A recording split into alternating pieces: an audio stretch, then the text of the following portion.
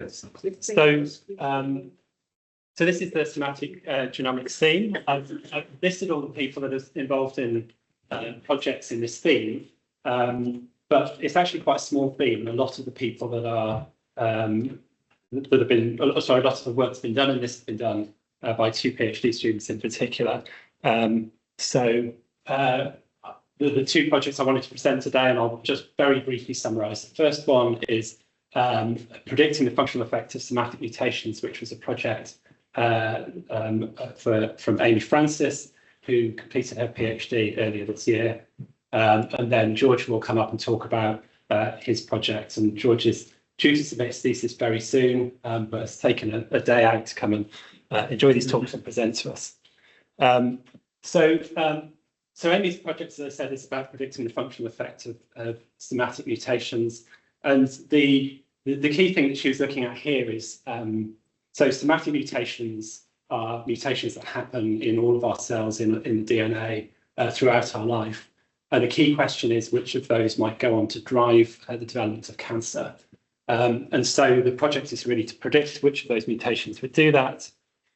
And I will skim through this, except to say that what Amy did was spent a lot of time building a comprehensive set of sort of predictive features, over 350 of them, and they're all sort of listed here, which she then used to build a machine learning model. In fact, a set of machine learning models. She used various public data sets that are listed here. And one of the key challenges we have is that you don't actually know for sure in most cases whether a mutation is a driver mutation. So we use as a proxy for that recurrence rate in these cancer data sets. So how often it occurs for a particular cancer. You can see the coverage of cancers on the right-hand side. So at the bottom on the right is colorectal cancer. At the top on the left is acute lymphoblastic leukemia. So very big differences in sample sizes, which had a big impact on what Amy could actually do.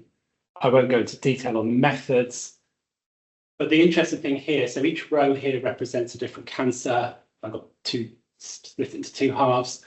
Is the very big difference in performance between these different cancers in terms of prediction, and also when we look at the features that are predictive for them. So here in the columns are different cancers, and in the rows are different features, and red is indicating where they're most predictive.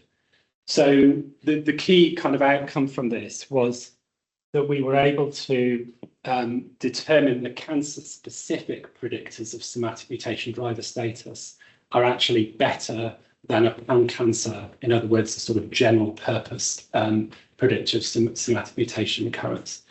And the other key component is this resource that Amy developed of 351 predictive features, which actually have much broader application than this somatic mutation prediction. So sorry for the very sort of whistle-stop talk. I wanted to make sure we had time to go on to George's talk. So George.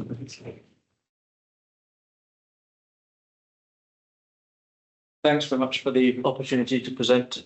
So I'm going to be talking about a research project that's leveraged germline genetic and somatic multiomic data from endometrial cancer cases to provide insight into the molecular landscape of these cancers. So from an epidemiological perspective, the study of cancer has largely focused on 2 groups: the study of the germline genome, which has provided great insight into cancer etiology, and then also the study of the somatic genome, which has had more benefits for cancer therapy and also cancer progression. But so far, there's been a missing gap, which is the study of integrated germline and somatic multiomic data. And this is a problem because it's resulted in limited discovery of mechanisms underlying cancer evolution and development. And this in turn has resulted in missed opportunities for molecular targets for cancer prevention and cancer treatment. So with this in mind, we've adopted an integrated approach that's leveraged germline genetically predicted body mass index and examined its associations with somatic multiomic data from endometrial cancer cases. So I'm sure it's well understood that overweight and obesity is a causal risk factor for cancer. Observational and Mendelian randomization studies have shown that a 5 kilogram per meter squared increase in BMI is associated with a 1.5 to 2-fold increased risk of endometrial cancer. But despite the fact that this association is well established, the underlying mechanisms are poorly understood. So we're trying to investigate the molecular mechanisms underlying this association. To do this, we have created a polygenic score for body mass index, which we've assigned to 354 endometrial cancer cases in the Cancer Genome Atlas. We've also leveraged matched somatic multi-omic data from these cancer cases, which has included gene expression data, mutation data, immune data, as well as epigenetic data and survival data too. And then we've used a series of regression models to examine the associations between genetically predicted BMI and these multi-omic traits. So to dive straight into the results, we initially examined associations between genetically predicted body mass index and gene expression for 18,500 genes, but we didn't identify any significant associations looking at the single gene level. So we then went on to look at this in the context of biological pathways, and all the pathways in the red box are all significant with an FDR value of less than 0.05. And just to focus on those in a bit more detail, I present them on the table on the right, where we see a large upregulation of immune and inflammation-related pathways, with the strongest association being for IL-6, JAK, STAT3. So on this slide here, I'm just looking at this in a bit more detail. So on the y-axis, I've got the leading edge genes which are responsible for the enrichment of the IL-6 JAK STAT3 pathway. And what I'm showing here is that an increase in genetically predicted BMI is associated with a large upregulation of the IL-6 JAK STAT3 pathway, in particular the IL-6 gene and the STAT3 gene themselves. We then went on to perform a survival analysis, and we find that in these endometrial cancer cases, those with altered IL-6 JAK STAT3 expression have worse survival than those without unaltered IL-6 JAK STAT3 signaling. We then moved on to look at the associations with immune infiltration in the endometrial cancer microenvironment, and we see that genetically predicted body mass index is associated with increased infiltration of activated mast cells in the endometrial cancer microenvironment. We've also looked at mutational signatures, and we see that an increase in genetically predicted body mass index is associated with increase in single base substitution, mutational signature 1 and 5, which are clock-like signatures associated with aging and cell division. I suppose that's not a particularly profound finding, given that cancer is a disease associated with uncontrolled proliferation. But we also find that there's a decrease in APOBAC family of cytidine deaminases, which are a family of enzymes regulating mRNA. And just to finish up on one of the last major results, we've looked at associations between genetically predicted body mass index and protein expression in the endometrial cancer tissues as well. And we see that an increase in genetically predicted body mass index is associated with reduced epidermal growth factor receptor protein expression. This may seem a bit controversial, given that epidermal growth factor receptor is got oncogenic properties. So I'll just try and explain this in a bit more detail. So we found that endometrial cancer cases with high genetically predicted body mass index have low epidermal growth factor receptor protein expression, which implies that those with low genetically predicted BMI have high epidermal growth factor receptor protein expression. And this is the same pattern that's observed in smoking and lung cancer cases, where those who have lung cancer developed on a background of non-smoking have high epidermal growth factor receptor protein expression too. So there are two phase 2 clinical trials that have investigated the repurposing of drugs for lung cancer cases.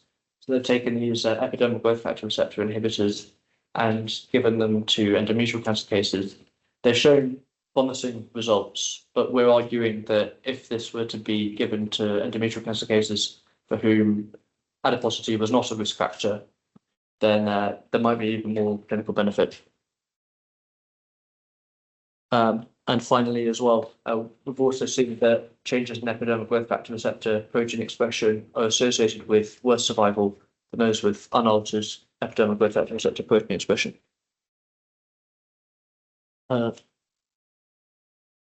So to conclude, we find that endometrial cancer cases developed on a genetically predicted background of elevated BMI are associated with upregulated inflammation, increased activated mast cell infiltration, decreased epidermal growth factor receptor protein expression, and also mutational signatures. So hopefully this provides new targets for cancer prevention.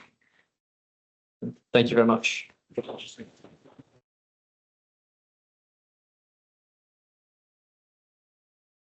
So the potential repurposing of EGFR inhibitors, have you thought about taking that forward then? Or starting to do some stuff to see if you could take that? Not yet. We've just made the argument in the preprint that these could be, that there could be enhanced clinical benefit if they were stratified to endometrial cancer cases for whom obesity is not a risk factor. Yeah, I was just thinking if we can take that a little bit further, but if we could discuss that. And then the other thing is that I spoke to Paul Brennan yesterday about mutation signatures related to obesity.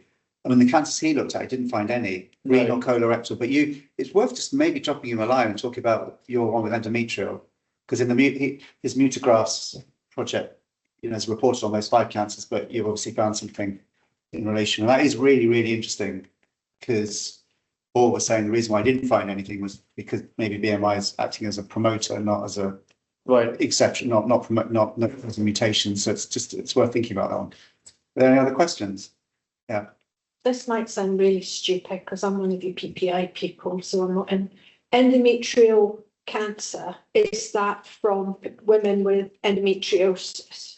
So endometriosis, if I'm not mistaken, is a big risk factor for endometrial cancer. Right.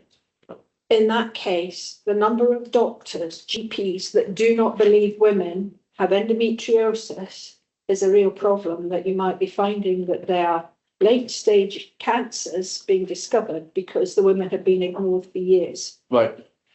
So I guess it's a real big problem for women with endometriosis. GPs, oh, it's only a little bit of pain, you're a woman, you can cope with it. And I'm Are there any geoises of endometriosis? Quite interesting to look at, get causal effects. That's a really, really good point, and it's something we potentially look at.